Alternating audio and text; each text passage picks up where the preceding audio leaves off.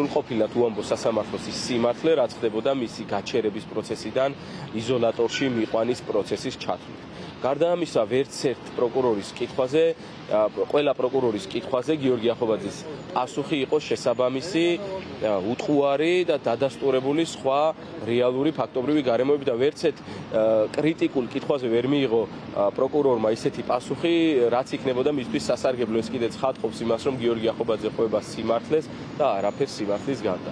რაც შეეხება გარდა ამისა, დღევანდელ დღეს მოვისმინეთ ბრალდების ხარის დასკვნითი სიტყვა, როგორი ცრუ და გაყალბებული სისხლის სამართლის საქმე არის ბრალდების ხარის მიერ წარმოდგენილი სასამართლოში, იგივენაირად ცრუ იყო ფაქტობრივად პროკურორის დასკვნითი სიტყვა. პროკურორის დასკვნითი სიტყვა მხოლოდ გამომდინარეობდა პოლიციელთა ჩვენებებზე და გარდა პოლიციელთა ჩვენებისა არც ერთ ექსპერტთან დაკავშირებით, არც ერთ ნეიტრალურ პირთან დაკავშირებით არანაირი ყურადღება მას არ გაუმახვილებია. სისხლის სამართლის საქმე მთელი მასალები დაწყებული პატაკიდან დასრულებული ბოლო მტკიცებულებით არის ყალბი და ამავდროულად ერთ-ერთი ცრუ არის პროკურორის დასკვნითი სიტყვა, ვინაიდან ყალბი სისხლის სამართლის საქმის შეფასება სხვანაირად წარმოუდგენელია.